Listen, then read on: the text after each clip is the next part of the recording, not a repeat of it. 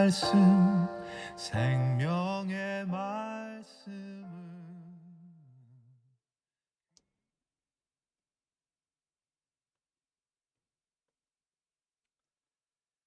할렐루야. 수요일 저녁입니다. 설린 수요 성경 공부로 우리 사랑하는 설린 가족들 만나 뵙습니다. 34번째 설린 수요 성경 공부는 일상 영성 세우기 헌금이란 주제로 공부하고 있습니다.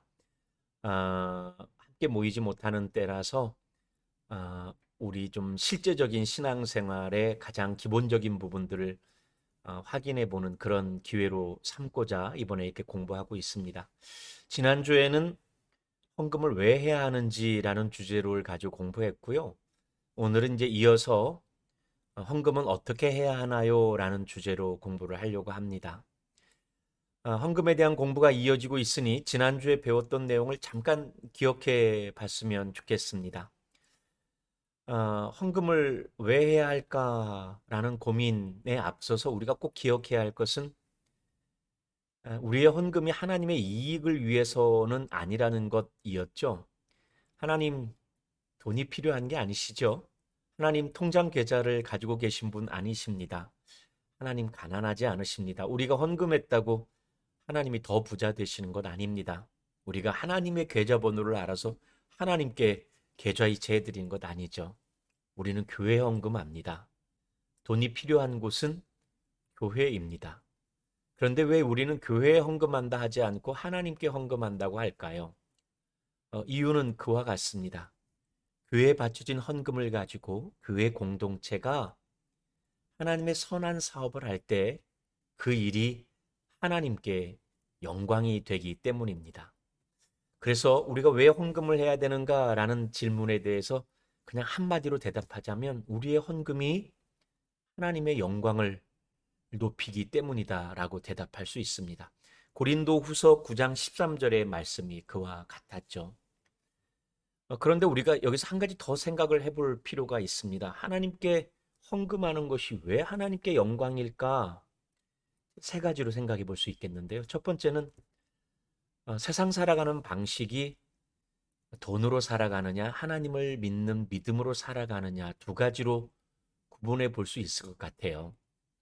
뭐 여러 가지 얘기할 수 있을 것 같지만 결국 판가름하면 이와 같은 두 가지 방식인 것 같습니다. 성경에도 보면 예수님께서 너희가 하나님과 재물을 겸하여 섬길 수 없다라고 말씀하신 적이 있고 또 재물이 있는 곳에 마음이 있다라는 말씀도 있지 않습니까?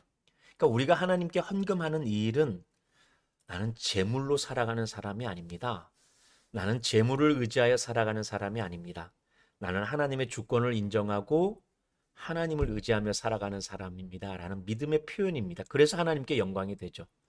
또 하나는 우리가 하나님께 내 삶을 드립니다라는 헌신을 말하는데 사실 이게 말과 생각에서 멈춰질 때가 너무나 많지 않습니까? 그런데 구체적으로 하나님을 향한 헌신을 표시할 수 있는 게 뭐가 있을까요? 몸으로 봉사하는 일, 그리고 내 물질을 들여 헌금하는 일 아니겠습니까? 하나님을 향한 헌신의 표시로서 헌금이 의미가 있고 그 헌금이 하나님께 영광이 되겠죠. 또 하나는 교회 공동체에 헌금을 할 때 그 교회가 바쳐진 헌금을 교회를 위해 쓰는 것이 아니라 세상의 어려운 이웃들을 위하여 복음을 알지 못하는 자들을 위하여 복음 사역을 위해서 하나님 나라를 확장하는 사역을 위해서 쓰일 때 그 재물이 교회 사역을 통해서 하나님께 영광이 되어지는 헌금이 될 것입니다. 하나님께 헌금하는 것 하나님의 이익을 위하여서가 아니라 하나님께 영광 돌려드리기 위함입니다. 조금 더 구체적으로 헌금이 하나님께 영광 될 수 있는 그 성경적 배경을 지난주에 우리가 사도 바울의 이 서신서들을 통해서 봤는데요. 구체적으로 헌금을 번역하고 있는 단어들이 묘하게 코이노니아, 디아코니아, 카리스라는 단어였어요. 근데 사도 바울 서신의 헌금에 대한 강조는 다 어떤 역사적 배경이 있었냐면 예루살렘 교회가 가난하고 기근 때문에 설상가상 더 힘들 때 예루살렘 교회의 복음이 이방으로 퍼져가서 이방에 세워진 교회들이 우리에게 복음을 전해준 예루살렘 교회에 대한 감사의 마음을 가지고 그들의 어려움을 나몰라라 하지 아니하고 이방 교회들이 헌금하여 그 헌금을 예루살렘 교회를 위해 돕는 일에 쓰거든요. 그 일을 배경으로 하여서 헌금을 설명할 때 사도 바울은 말합니다. 그것이 코이노니아, 진정한 교제이다. 우리가 교제한다는 것을 그냥 뭐랄까 구체적인 실체가 없이 그냥 말해서 교제한다는 것이 아니라 정말 어려울 때 우리의 것을 나눔으로 인하여서 진짜 교제에 이른다는 그 의미로서의 헌금이었고요. 두 번째는 똑같은 말이겠지만 섬긴다라는 디아코니아라는 단어로도 쓰이거든요. 근데 이 말은 우리가 그 의미를 깊이 이해해야 합니다. 우리가 헌금을 가지고 어려운 누군가를 도울 때 우리는 부유하고 저들은 가난하니까 있는 우리가 없는 저들에게 시혜를 베풀고 구휼을 베푸는 것 같아서 마치 위계가 우리가 높고 저들이 낮은 것처럼 이야기하는데 아니다라는 얘기죠. 섬김은 오히려 낮은 자가 높은 자를 섬기는 것 아니겠습니까? 그러니까 높고 낮음의 문제가 아니라 우리가 시혜를 베풀고 구휼을 베푸는 것이 아니라 우리에게 주신 하나님의 재물을 가지고 당연히 힘든 자를 섬기는 것, 이게 헌금의 본 의미라고 성경은 가르치고 있는 겁니다. 세 번째, 이제 카리스란 단어도 번역된 것을 지난주에 공부했죠. 은혜란 단어고 이게 뭐냐면 우리가 있는 우리가 없는 너희들에게 은혜를 베푼다는 그 은혜가 아니라 이렇게 도울 수 있는 헌금하는 그 일이 우리에겐 특권이 된다는 거예요. 헌금하는 그 일이 우리에게 마지못해 감당해야 할 의무가 아니라 헌금하는 그 일이 우리에게 은혜가 되고 헌금하는 그 일이 우리에게 특별한 권위가 된다고. 권위를 내세우려는 권위가 아니라 특권이 된다고. 그래서 헌금의 어떠한 그 일부러 억지로 감당하는 그러한 억지스러운 헌금이 아니라 기쁨으로 참여하는 의미로서의 헌금을 강조하는 말들이었습니다. 아무쪼록 바라는 것은 지난주에 공부했던 거에서 특별히 제가 마음에 담겨지는 건 그거예요. 우리는 헌금을 통해서 하나님께 영광 돌려드린다는 것을 많은 헌금을 들여서 하나님께 영광 돌려드린다라고 이해하는데 성경은 헌금의 수입을 가지고 하나님 영광을 이야기하는 게 아니라 성도들이 모여진 헌금이 어떻게 쓰여지느냐, 이 쓰여진 성경의 헌금의 용처를 통해서 정말 그 일이 섬김의 일, 교제의 일, 하나님의 은혜에 참여하는 일이 될 때 이게 진짜 하나님께 영광이 되는 헌금이라고 가르치고 있습니다. 우리 설림교회의 헌금이 이와 같았으면 좋겠어요. 다들 힘들고 어려울 때 헌금하시잖아요. 근데 그 바쳐지는 헌금을 통하여 하나님께 영광 돌려드리는 것도 중요하지만 모여진 헌금이 쓰여지는 곳에서 더 큰 하나님의 영광을 드러낼 수 있는, 바르게 헌금하고 더 귀하게 더 바르게 헌금을 쓸 줄 아는 교회였으면 좋겠습니다. 이어서 이제 오늘 공부해야 할 구체적인 내용인데요. 헌금은 어떻게 해야 할까? 실제적인 문제가 되겠죠. 이 부분에 대해서 제가 오늘 역시 사도 바울이 고린도 교회에 보냈던 고린도 후서와 고린도 전서의 한 본문들의 말씀들을 가지고 좀 가르쳐 드리려고 했는데 굉장히 실제적인 도움이 될 것 같아요. 기대하고 짧은 시간 한번 주목해 봅시다. 고린도 후서 8장 12절 13절 말씀을 먼저 읽어 드릴게요. 기쁜 마음으로 각자의 형편에 맞게 바치면 하나님께서는 그것을 기쁘게 받으실 것입니다. 하나님께서는 없는 것까지 바치는 것을 바라지 않으십니다. 나는 다른 사람들을 편안하게 하고 그 대신에 여러분을 괴롭게 하려는 것이 아니라 평형을 이루려고 하는 것입니다. 아멘. 너무 귀한 말씀입니다. 이 말씀도 아까 말씀드린 것처럼 예루살렘 교회, 어려운 예루살렘 교회를 고린도 교회가 돕는 일에 대해서 그렇게 권면하고 축복하고 하는 그 장면이거든요. 근데 오늘 이게 지금 읽어보건 본문 말씀 가운데 지금 밑줄 친 부분이 기쁜 마음, 각자의 형편에 맞게 평형을 이루려고 라는 이 세 구절에 제가 밑줄을 쳐놨는데 이게 바로 헌금을 어떻게 해야 할까라는 아주 구체적인 가르침인 것 같아요. 첫 번째는 정서적으로 기쁜 마음으로 해야 하는 헌금의 자세인 겁니다. 마지못해 하는 헌금 아니라 기쁜 마음으로 드리는 헌금이요. 우리 교회 건축 헌금 제목 기억나시죠? 기쁘게 드리는 헌금이에요. 기쁘게 드리는 헌금이에요. 어, 제 개인 얘기를 좀 해야겠는데, 예전에 이제 그 신학대학원 다닐 때, 그때 이제 지방에서 서울로 매주 오고 갔었습니다. 근데 같이 차량을 카풀로 해서 탑승하고 다녔던 몇몇 신학생들이 있었는데, 어, 한 번은 이제 늘 이렇게 왔다 갔다 하다 보면 고속도로 통행료를 내는 게 좀 싫잖아요. 괜한 돈 내는 것 같고, 그렇더라고요. 그래서 한 번은 제가, 그때는 운전을 하지 않았는데, 이제 고속도로 통행료를 낼 때 내고 나오면서 지나가면서 이제 불만 섞인 소리를 했어요. 아이, 우리나라는 통행료가 이렇게 비싼지 몰라. 그냥, 뭐, 그냥 다니면 좀 안 되나? 그런데 그때 이제 운전하시던 형님, 지금 익산에서 목회하시는 참 귀한 목사님이신데, 그 형님이 이러시는 거예요. 반전도사 나는 그렇게 생각 안 해.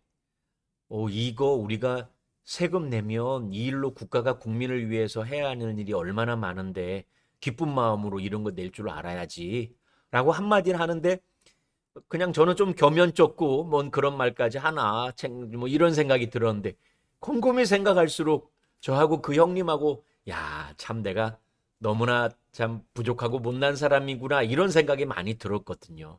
그러니까 똑같이 고속도로 통행료를 내는데 나는 이거 내 돈 뺏기는 것처럼 막 너무 속상한데 그 형님은 이 세금 내면서 국가가 국민을 위해서 하는 일에 대해서 동참한다는 이런 어떤 마음까지 갖고 계셔서 그런데 이거 헌금 공부 준비하면서 그 형님 생각이 나더라고요. 이거 헌금할 때 아유 내가 교회 다니면서 직분이 그렇고 뭐 주부의 이름도 나오고 아이고 뭐 하면서 이렇게 뭐 억지스럽게 남들 눈치 보면서 싫은데 의무감 때문에 이런 헌금이 아니라 내가 바친 이 헌금을 통해서 교회에서 많은 선한 사역을 할 때 일이 얼마나 하나님께 영광이 될까 하는 그 기쁜 마음으로 드리라는 게 헌금의 첫 번째 자세, 어떻게 드릴까에 대한 대답, 정서적인 대답이었고요. 두 번째는 아까 본문 말씀 보면 각자의 형편에 맞게라는 표현이 나옵니다.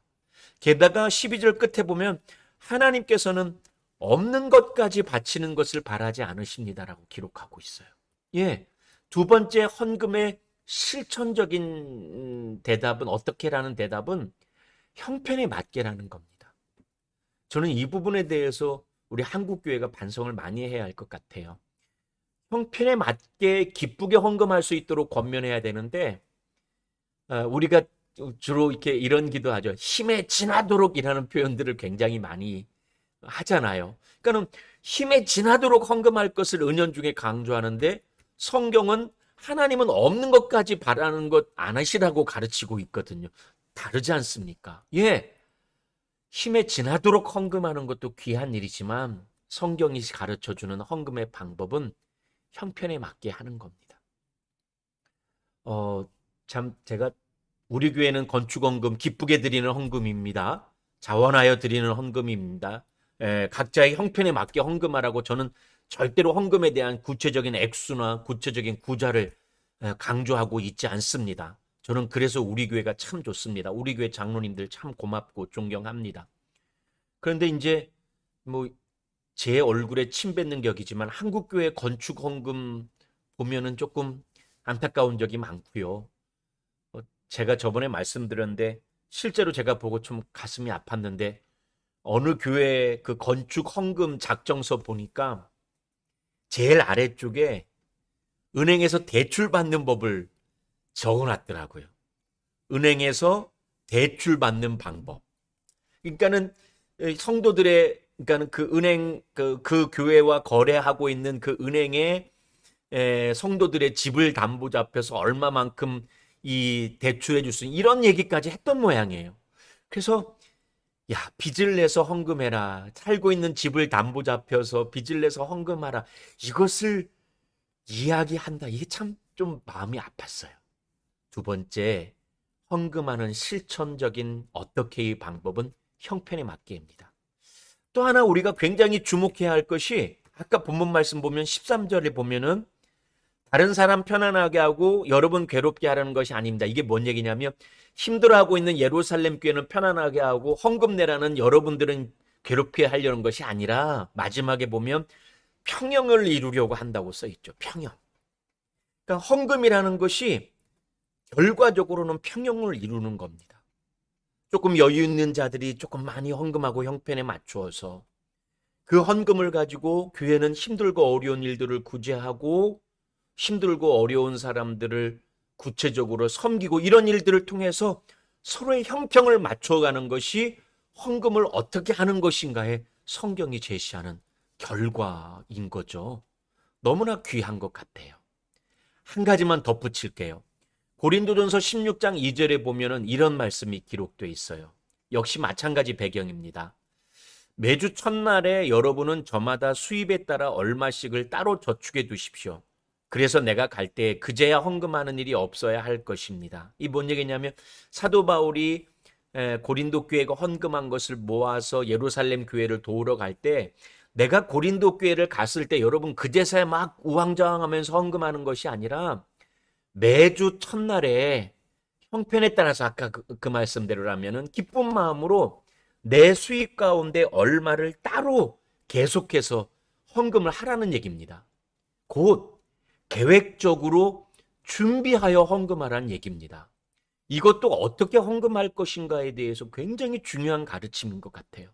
교회 나올 때 헌금은 생각지도 않고 있다가 그냥 습관처럼 교회 헌금함 앞에서 호주머니 뒤지고 지갑 열어서 그때 있는 돈 좀 얼마 드리고 예배 드리는 것이 아니라 헌금 생활을 할 때 시간을 정하고 분량을 정하여서 미리 준비하여 예배 드리라는 얘기입니다.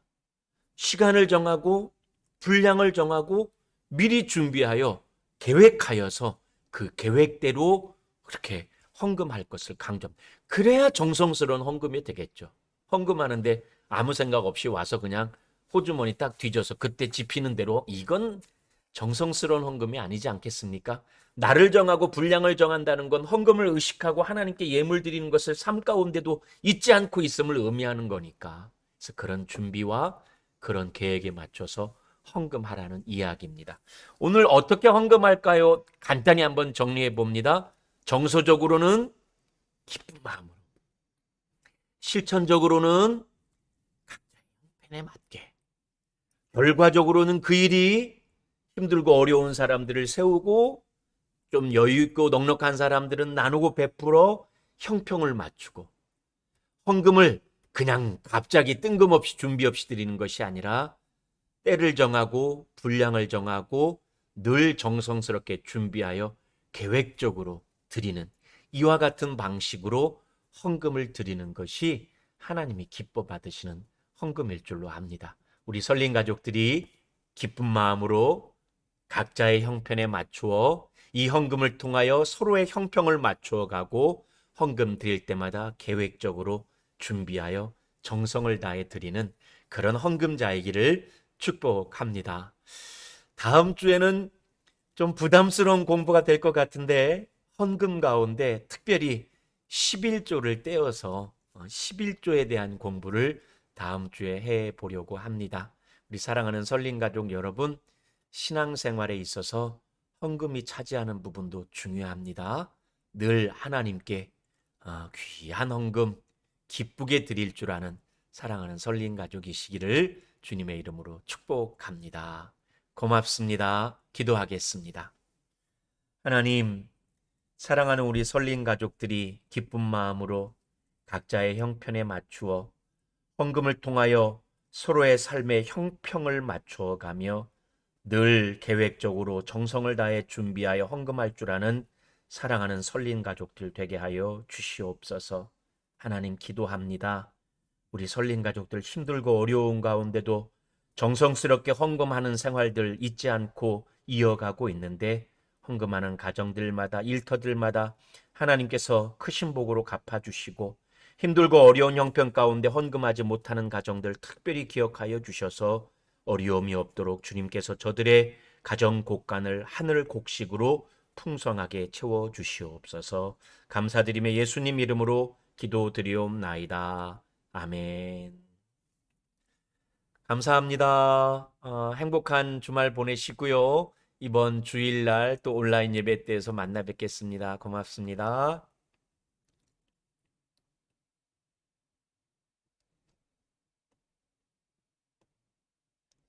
생명의 말씀이